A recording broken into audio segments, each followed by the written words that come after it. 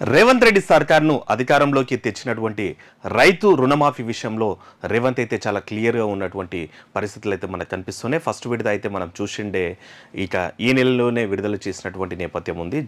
July 18 తారీఖు నాడు లక్షలోపు ఉన్నటువంటి రుణాలన్నీ అయితే రుణమాఫీ చేసినటువంటి నేపథ్యం ఉంది. ప్రతిపక్ష విపక్ష ఆరోపణలు ఎట్లున్నా చాలామంది రైతులు అయితే దాని బెనిఫిట్స్ అయితే పొందినరు. ఈరోజు మరి 1,50,000 ఉన్నటువంటి రుణాలు కూడా మాఫీ చేసేందుకైతే ఇక కసరైతే చేస్తున్నారు. ఈరోజు మధ్యాహ్నం వరకు కూడా ముఖ్యమంత్రి రేవంత్ రెడ్డి అసెంబ్లీ వేదికగా అసెంబ్లీ సాక్షిగా రుణమాఫీ కూడా చేయబోతున్నారు. ఇక ఇదైతే చాలా గుడ్ న్యూస్ అని చెప్పాలి. కాంగ్రెస్ పార్టీ ఏదైతే కమిట్ అయిందో ఆ కమిట్మెంట్కి ఇక ఇంతకుముందు ఏం చెప్తుండంటే ఆగస్టు 15 వరకు కూడా రుణమాఫీ చేస్తామన్నటువంటి మాట చెప్తుండే, కానీ ఫేజ్ల వైజ్గా అంటే ₹1,00,000 ఉన్నటువంటి రుణాలన్నీ కూడా ఒకసారి 1,50,000 రుణాలు ఉన్నటువంటి రుణాలన్నీ కూడా ఈరోజు రుణమాఫీ అవుతున్నటువంటి సందర్భంగా ఉంది. ఇక రెండో విడత రుణమాఫీ నిధుల జమ నేడే 1,50,000 వరకు ఉన్నటువంటి అప్పులకు విముక్తి శాసనసభ ప్రాంగణంలో ప్రారంభించనున్న సీఎం రేవంత్ రెడ్డి 7 లక్షల మందికి 7,000 కోట్ల రూపాయలు కూడా విడుదలవుతున్నాయి. ఇక రాష్ట్రంలో రెండో విడత పంట రుణాల మాఫీ ప్రక్రియ మంగళవారం ప్రారంభం కానుంది. మంగళవారం మధ్యాహ్నం 12 గంటలకు అంటే ఈరోజు 12 గంటలకు 1,50,000 ఉన్నటువంటి రుణాలన్నీ కూడా మాఫీ చేస్తున్నారంట. దాదాపు 7 లక్షల మందికి 7,000 కోట్ల రూపాయలు కూడా విడుదల చేస్తున్నటువంటి పరిస్థితులు ఉన్నాయి. అయితే ఇక ప్రతిపక్ష విపక్షాలు అయితే వాళ్ళ విమర్శిస్తున్నారు. ఇక కేవలం 7 లక్షల మంది మాత్రమే ఉన్నారా, ఇక 1,50,000 అనేటువంటిది కూడా వారు ఆరోపణ చేస్తున్నారు.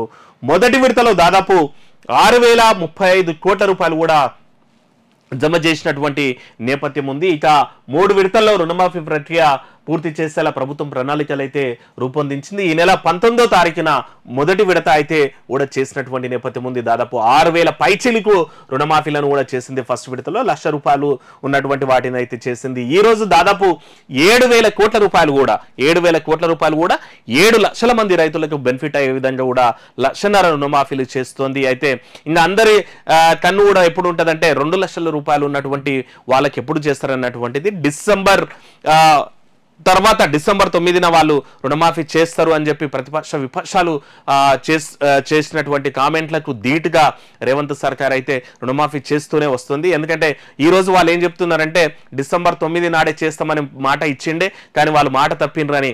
కానీ అధికారంలోకి వచ్చిన తర్వాత ఇక రేవంత్ సర్కార్కు ఏమంటారు, దీని మీద అసలు ఆర్థిక పరిస్థితి ఎట్లుంది, తర్వాత ఎంతమందికి ఇవ్వాలా, ఎట్లెట్లా ఇవ్వాలా అన్నటువంటి మొత్తం ఫైనల్ కన్క్లూజన్ వచ్చిన తర్వాత ఆల్మోస్ట్ ఫస్ట్ ఫేజ్లోనే ₹1,00,000 అయిపోయింది. సెకండ్ ఫేజ్లో ఈ రోజు స్టార్ట్ అయ్యేటువంటిది 1,50,000 రుణమాఫీ కూడా అవుతుంది. అంటే అసలు వడ్డీ కలిపి 1,50,000 లోపు ఉన్నటువంటి రుణాలన్నీ కూడా దాదాపు 7 లక్షల మంది బెనిఫిట్స్ చేస్తున్నారంట. ఇక మిగిలింది వచ్చేసి 2 లక్షల రుణమాఫీ. అది వచ్చేసి ఈ ఆగస్టు 14 తర్వాత ఎప్పుడైనా సరే మాఫీ కావచ్చు. అంటే ఆగస్టు 15 వరకే రుణమాఫీ కూడా చేస్తారన్నటువంటి మాట వినిపిస్తోంది. లేదంటే ఆగస్టు మొత్తం మంత్ ఎండ్ వరకు అయితే ఈ రుణమాఫీలను కూడా క్లియర్ చేస్తారన్నటువంటి మాట అయితే వినిపిస్తోంది. సుమారు 10,83,000 కుటుంబాలకు చెందినటువంటి 11.34 లక్షల ఖాతాలో 6,35,000 కోట్లు 6,035 కోట్లు కూడా ఫస్ట్ ఫేజ్ లో రిలీజ్ చేసిండ్రు. తెల్ల రేషన్ కార్డు, ఆధార్ నెంబర్, ఇతర వివరాలు సరిగ్గా లేకపోవడం, అసలు కంటే వడ్డీ ఎక్కువగా ఉండడం వంటి కారణాలతో పలువురికి నిధులు అయితే జమ కాలేదంట. అయితే కొద్దిమంది ఇప్పటికి కూడా రైతులు అయితే సఫర్ అవుతున్నారంట. రెండోది ఏంటంటే ప్రతిపక్ష విపక్షాలు కూడా ఆరోపిస్తున్నటువంటి నేపథ్యం ఉంది. ఇంకా కొద్దిమంది రైతులకైతే పడలేదు, కేవలం కొద్దిమందికే వేసేంటి అన్నటువంటి ఆరోపణలు చేస్తున్నటువంటి వేళ సర్కార్ అయితే క్లారిటీ ఇచ్చింది.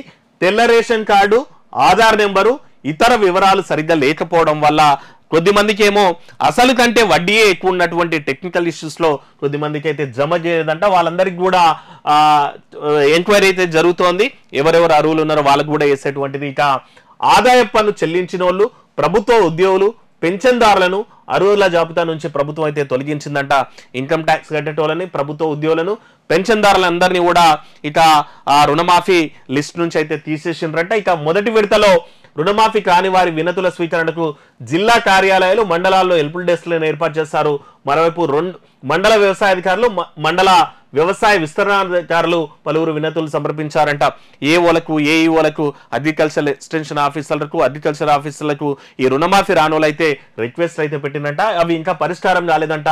రెండో జాబితా లో నిధుల విడుదల అనంతరం ఈ ప్రక్రియలో ఏమైనా సాంకేతిక సమస్యలు ఉంటే స్పష్టత వస్తుందని, వాటిని పరిష్కరించేందుకు అవకాశం ఉందని ప్రభుత్వం అయితే భావిస్తుందంట. రైతు వేదికలో ప్రత్యక్ష ప్రసారం కూడా చేస్తున్నారు. ఇక ఈ రోజు జరిగేటువంటి దానికి కూడా, ఎందుకంటే రైతు రుణమాఫీ జరుగుతున్నటువంటి వేళ పండగ సంబరాలు కూడా చేసుకోవాలన్నటువంటిది, పండుగ కూడా సంబరాలు సెలబ్రేషన్స్ కూడా చేసుకోవాలని ప్రభుత్వం అయితే మొన్న కూడా జూలై 19న జరిగినటువంటి ఫస్ట్ ఫేజ్ లో కూడా ప్రభుత్వం ఆదేశాలు జారీ చేసినటువంటి ఉండే. ఇక్కడికక్కడ ఎవరైతే లబ్ధిదారులు ఉన్నారో ఆ రైతులందరూ కూడా సంబరాలు సెలబ్రేషన్ చేస్తున్నటువంటి పరిస్థితి ఉండే.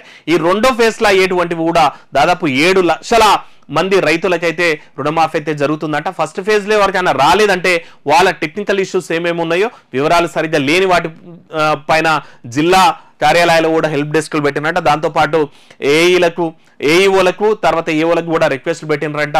ఈ సెకండ్ ఫేజ్ లో కూడా వచ్చేటువంటి టెక్నికల్ ఇష్యూస్ అన్ని పరిశీలించి ఆ లబ్ధిదారులు నిజమైన అర్హులు ఎవరైతే ఉంటారో వాళ్ళందరికీ కూడా రెండో ఫేజ్ లా మిగిలినోళ్ళకైతే అమౌంట్ పడేటట్టు అయితే కనిపిస్తోంది. మొత్తం మీద అయితే రేవంత్ సర్కారు చెప్పినట్టు కూడా 2 లక్షల లోపు రుణమాఫీలు చేస్తామని ఏదైతే కమిట్మెంట్ ఇచ్చినరో ఆ కమిట్మెంట్ ప్రకారము ఆల్మోస్ట్ ఆల్రెడీ 1 లక్షలోపు అయిపోయినాయి. ఈ రోజు 1.5 లక్షలోపు అయిపోతున్నాయి. అతి త్వరలోనే ఆల్మోస్ట్ అందరూ అనుకుంటున్నది ఏంటంటే, మనకున్నటువంటి సమాచారం ఏంటంటే ఆగస్టు 15th లోపే ఆ 2 లక్షల రుణాలు ఉన్నటువంటి వాళ్ళకు కూడా రుణమాఫీ చేస్తారంట.